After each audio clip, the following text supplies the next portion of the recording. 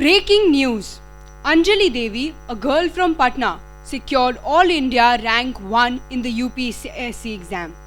She studied 18 hours a day and has given her slum a new hope. Her father, an auto rickshaw driver, never gave up, and now his efforts have finally paid off.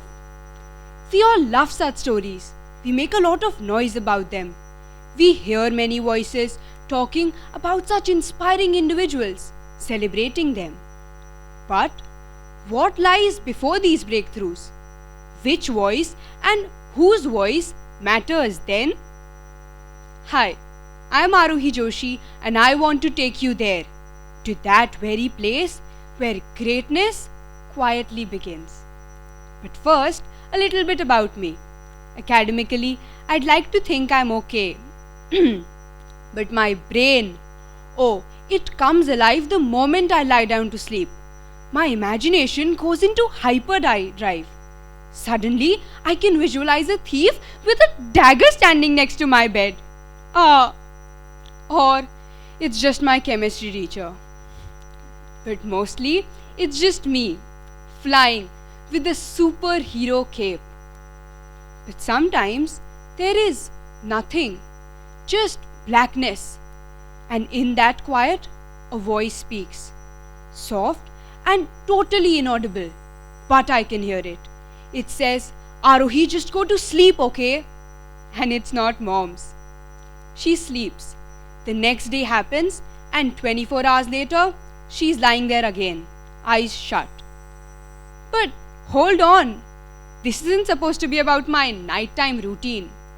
It's about something different.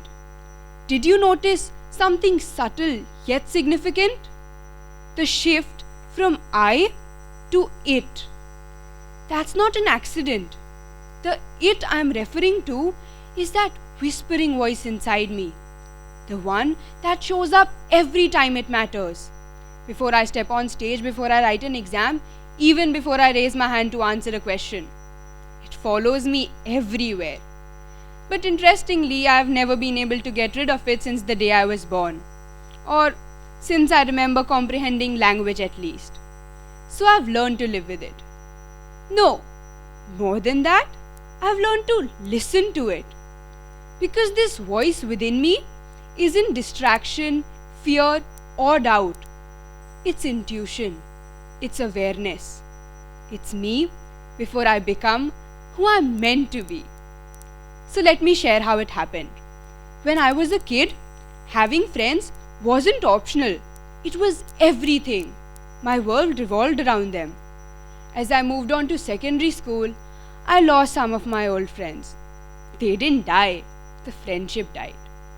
But just as quickly, I found new ones. Friendship came easy until it didn't. By the time I reached grade 8, I had grown too comfortable with this one girl. Let's call her Tina. She became my safe space. So much so that walking the school corridors alone felt embarrassing. Going to the washroom alone, no way. And her being absent was a total nightmare. But then came an exchange student. Curious and open-hearted, I wanted to connect. And I did. We became really close and we still are. I thought Tina would want to grow too, to meet someone new. But she didn't. What was worse, she didn't want me to either. So did I listen to her voice or mine? What did I choose? Let's just say, in the choice I made, I gained more than just a friend. I found a Brazilian sister. My friendship with Tina faded over time. I think I wanted to cling to it a little too tight. But thankfully, through the voice I had paid heed to, mine led me to approach new people I had never spoken to before. It gave me the quiet confidence to walk the corridors alone, not behind anyone or beside anyone, but at my own pace, as it softly hummed to me, Ekla chalo re. That was my breakthrough. Developing that relationship with myself has become my voice, my compass. It keeps me content but never complacent. It lets me hear voices but reminds me to filter them and listen to the one that matters the most, mine. Did Anjali Devi have a similar compass within her? Maybe. I, as of now, have not been in breaking news yet, but I'll surely get there. So, yes, the world is full of opinions, expectations, and noise. But it's the inner whispers that guide us, that ignite a spark. And then it's up to us to fuel it until it becomes a smoldering fire that gives warmth and lights up our path and those of others. So the next time you hear a whisper in your head, don't brush it aside. That might just be the beginning of your own revolution. Thank you.